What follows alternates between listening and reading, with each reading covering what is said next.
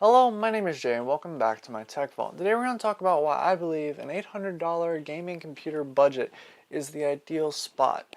Now obviously at the time of this video prices will be slightly different, and of course the prices for the 1060 6GB, maybe if you're watching this years in the future, will be of course different, and of course there'll be different cards and things like that. But I really want to talk about why I think $800 is a perfect price point, or at least the lowest you should go. Now there's a lot of different reasons behind this, and I've built a lot of different computers for all kinds of price range, all the way from $75 all the way up to like $2,000. I know what I'm doing, and I know like what I think is the best and the worst, and from just basic experience. And I've learned a lot over this, the last couple of years, and especially in the fact that lower end budgets tend to have a lot of problems later down the road, that you're kind of just putting off the upgrades. You're kind of putting that stuff off till later.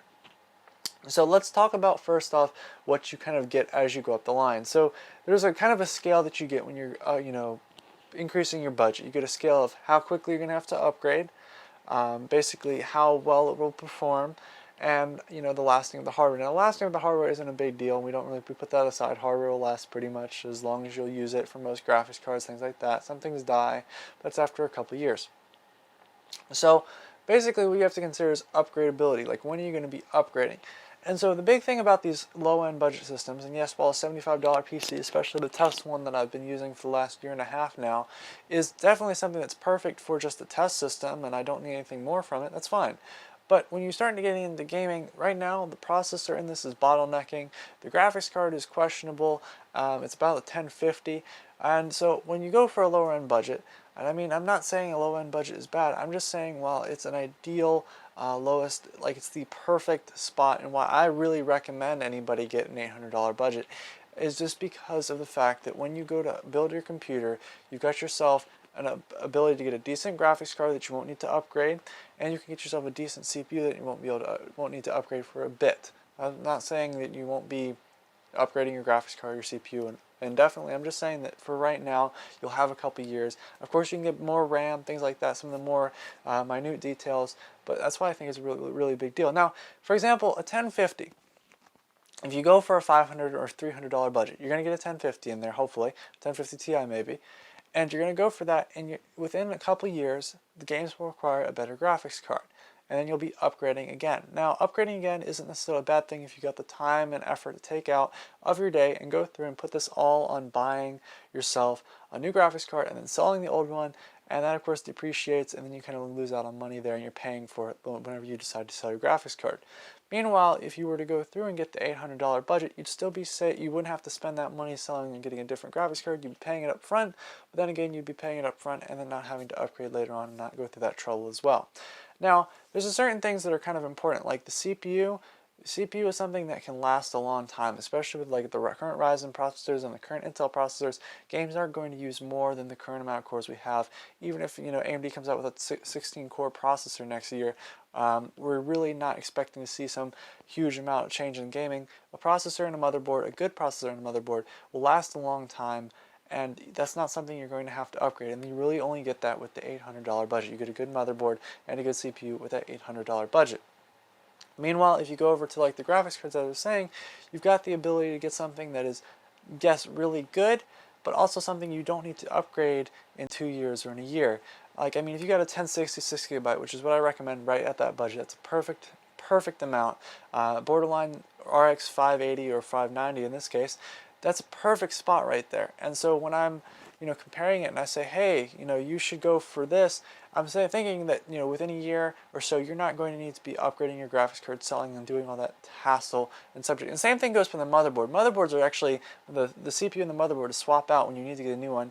Well, some people do just get a better CPU, which is also another investment of, hey, I need to go take this out, sell this to make my money back, and then also put a different CPU in there. You're still kind of doing all that extra effort. And why I think that, especially when I'm building computers for people and when people are building computers for the first time, I really think that that's a lot of extra hassle. When you get a computer and you're done with it, you really don't have to be upgrading it every or every month, or not every month, every year.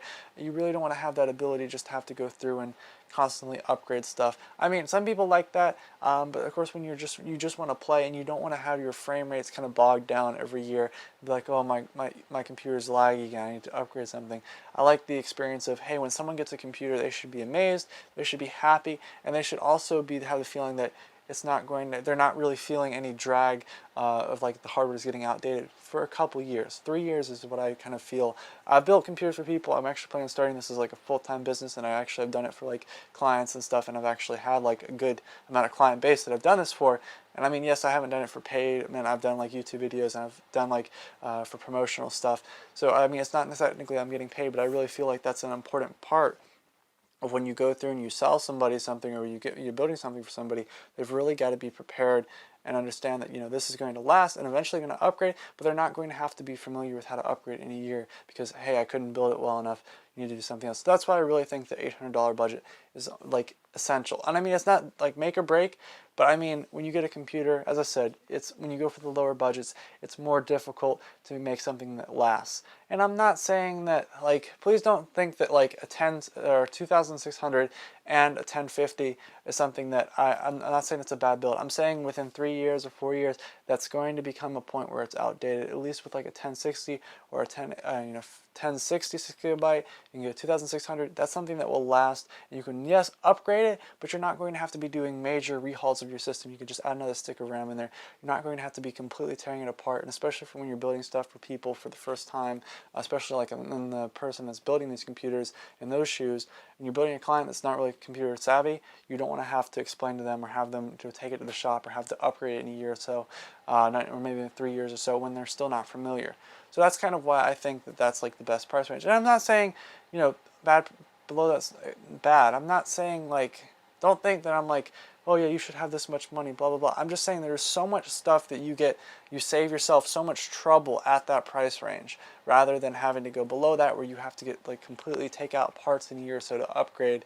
You have to completely resell and redo a whole bunch of stuff just to kind of make your money back. Meanwhile, if you just put that all on down ahead of time, you save yourself a lot of trouble, and yes, upgrades are a lot easier down the road. So thank you very much for watching. I hope you enjoyed. And obviously, please don't, take this with a grain of salt. I'm not saying that those budgets are bad and, you shouldn't buy a computer for that. I'm saying if possible, the amount of, like in my personal preference, the $800 budget really outweighs any of, like all the trouble. Like if you go for $500, that's a lot of trouble compared to $800. When you don't have all that trouble, you kind of put that all down up front, and then yes, you get to enjoy the computer for longer instead of paying for it kind of later. Now, obviously, you can put it off later, but I think the full experience up front is kind of a really nice thing to have. But thank you very much for watching. Hope you enjoyed. Goodbye.